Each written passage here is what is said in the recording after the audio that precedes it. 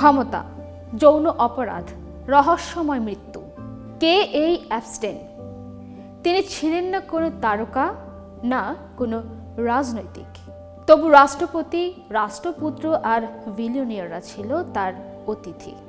এই মানুষটাই ইতিহাসের সবচেয়ে ভয়াবহ যৌন অপরাধীদের একজন, জেফ্রি অ্যাপস্টেইন। 20 শতকের শেষ ভাগ থেকে 21 শতকের শুরুর দিক পর্যন্ত মার্কিন অভিজাত সমাজে এমন একজন মানুষ ছিলেন যার নাম প্রকাশ্যে উচ্চারণ করতেও অনেকেই দ্বিধায় পড়তেন।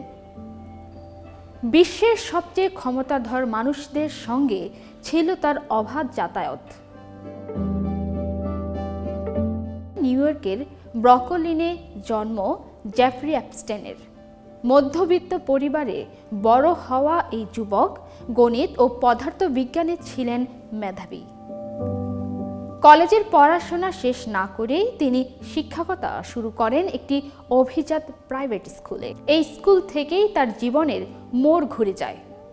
ধনী ও প্রভাবশালী অভিভাবকদের সঙ্গে পরিচয়ের সূত্র ধরে তিনি প্রবেশ করেন অর্থ ও বিনিয়োগের জগতে। খুব অল্প সময়ের মধ্যেই নিজেকে তুলে ধরেন একজন ফিনান্সিয়াল ইউজার্ট হিসেবে। কিন্তু প্রশ্ন থেকেই যায়, এত অল্প সময়ে তিনি বিপুল সম্পদের মালিক হলেন কিভাবে?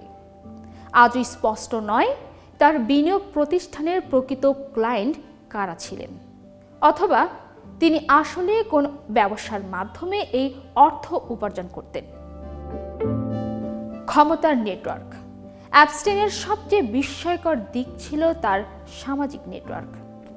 বিভিন্ন আদালত নথি ও তদন্ত প্রতিবেদনে উঠে এসেছে সাবেক মার্কিন প্রেসিডেন্ট বিল ক্লিন্টন, ব্রিটিশ রাজ পরিবারের প্রিন্স অ্যান্ড্রু, এমনকি ডোনাল্ড ট্রাম্পের সঙ্গেও একসময়ে তার যোগাযোগ ছিল। যদিও এদের অনেকেই পরবর্তীতে তার সঙ্গে সম্পর্কের কথা অস্বীকার করেছেন বা সীমিত পরিচয়ের কথা দাবি করেছেন। প্রাসাদ ও কুখ্যাত দ্বীপ। নিউ ইয়র্ক, ফ্লোরিডা, প্যারিস এবং ক্যারিবিয়ান অঞ্চলে ছিল অ্যাপস্টেইনের একাধিক বিলাসবহুল প্রাসাদ। এর মধ্যে সবচেয়ে কুখ্যাত ছিল তার ব্যক্তিগত দ্বীপ লিটন সেন্ট জেসন। পরবর্তীতে এই জায়গাগুলোই যৌন নির্যাতন ও মানব পাচারের ভয়াবহ অভিযোগের কেন্দ্রবিন্দুতে পরিণত হয়। 2000 সালের শুরু থেকেই অ্যাপস্টেইনের বিরুদ্ধে অভিযোগ ওঠে। তিনি অপ্রাপ্ত বয়স্ক মেয়েদের প্রলুব্ধ করে যৌন পাচারে বাধ্য করতেন। ম্যাসাজ থেরাপি বা মডেলিংয়ের সুযোগের প্রলোভন দেখিয়ে দরিদ্র ও অসহায় কিশোরীদের তার বাসভবনে ডেকে আনা হতো। এরপর শুরু হতো শারীরিক ও মানসিক নির্যাতন। বিতর্কিত বিচার।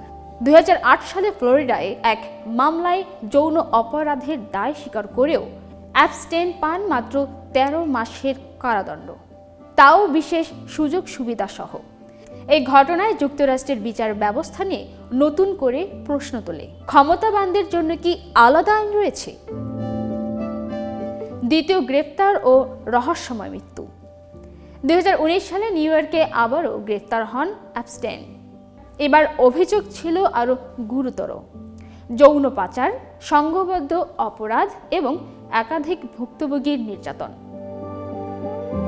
ধারণা করা হচ্ছিল বিচার শুরু হলে তিনি প্রকাশ করতে পারেন বিশ্বের প্রভাবশালী মহলের বহু নাম।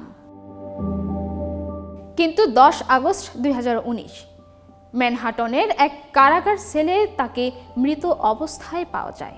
সরকারি ভাষ্য অনুযায়ী এটি আত্মহত্যা।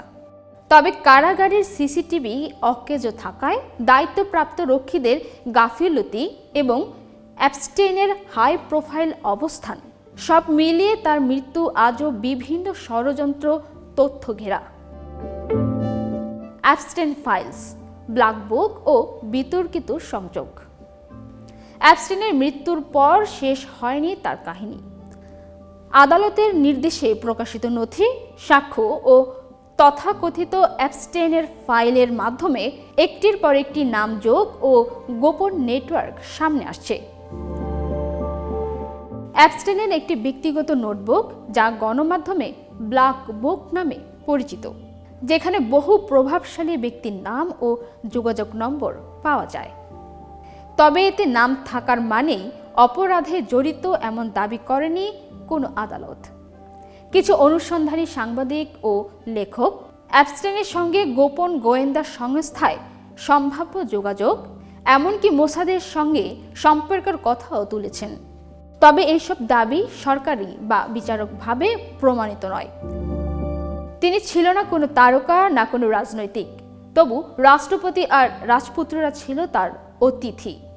জেফ্রি অ্যাপস্টেইনের গল্প কেবল একজন অপরাধীর গল্প নয়, এটি আধুনিক সমাজের ক্ষমতা, যৌন শোষণ এবং ন্যায় বিচারের অন্ধকার দিকের প্রতিচ্ছবি।